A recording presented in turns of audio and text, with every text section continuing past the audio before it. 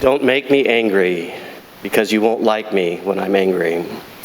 I remember those words from the television show, The Incredible Hulk. And it's true about anger. Anger is one of those things that can be scary and ugly when we see it. Especially we see it in someone that maybe we know that doesn't seem to get angry a lot, and all of a sudden it comes out. Or we see it in someone that we have no idea who they are. Road rage incidences, there's all kinds of examples of people acting foolishly when anger consumes them. And so we can see anger a lot of times in an ugly and scary way, but today we see in the gospel story Jesus demonstrating his anger towards what's going on in the temple area. St. Augustine, and I'm going to actually use St. Augustine's teaching, so if you don't like today's homily, it's not my fault. Please blame St. Augustine. But St. Augustine, when he looks at a gospel story, he divides it basically into two categories, the literal meaning and the spiritual meaning. The literal meaning is not the word for word as we understand it, but he looks at it, what happened and why did it happen this way? What motivated the people in the story to do what they did? What motivated Jesus to do what he did? And so he looks at this story and he sees that what's going on in the temple area, it's supposed to be a place where people gather to adore and worship God. It's supposed to be a place that creates unity and peace among the people who are gathered there. That's what it was intended for. But what's happening is people come to get ready for the Passover. They're supposed to buy a lamb so that they can take it home and have the Passover meal at their house. And so they take it, they buy a lamb, they give it to the priest who then sacrifices it, and then he gives the meat back to them to take home. What's happening is that as they go to buy the lamb, there are those who are gathered in those tables who are overcharging, price gouging the people as they come in.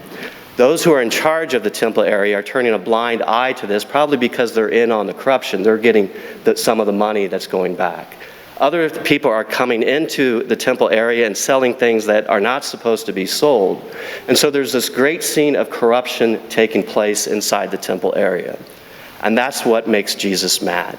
That something that is supposed to be good, sacred, and holy is now becoming corrupt. And so he goes in and he overturns the tables. And they ask him, what right do you have to do this? Well, the only people that could change anything were the leaders of the temple, but they weren't doing that. So who else has the authority to go in and change this, what's going on? Only God himself. And so that's another proof that this story is Jesus is showing his divine authority. He's showing his divine authority and what's taking place, that he has the right to go in and do this. But he's also showing us a sense of divine justice and divine mercy. He is showing his justice against those who are corrupt and causing the corruption. And he's showing his mercy to those who are suffering due to the corruption that's going on. That's the literal meaning. St. Augustine will teach now the spiritual meaning. What does that mean for you and I as we hear this story? He will show that the temple, or he'll say that the temple represents you and me. It represents our body and our soul. When we were created in the image and likeness of God, we were created out of love, for love, to be love.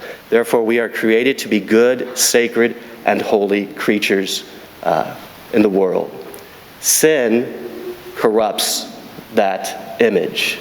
Sin changes that image. Not only do we commit acts of sin, but what also happens through the committing of the acts of sins is it can corrupt our mind into thinking that it's not as bad as it sounds.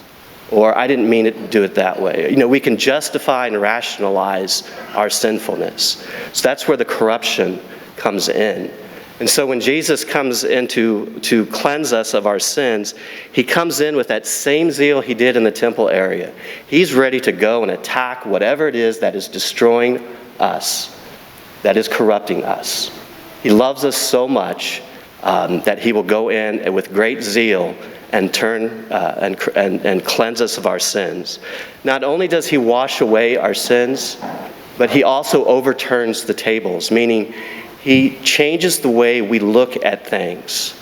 He helps us to see not only what is a sin, but why it is a sin, why it can hurt us. He helps us to change our thinking, to experience and encounter the world through His eyes, so that we can continue to grow in that goodness, that sacredness, and that holiness of who it is that we are created in. When Jesus forgives us, He not only restores us, but He also chooses to raise us up, to make us better.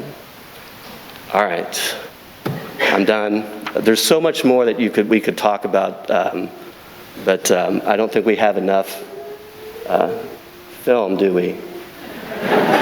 So we're gonna stop there.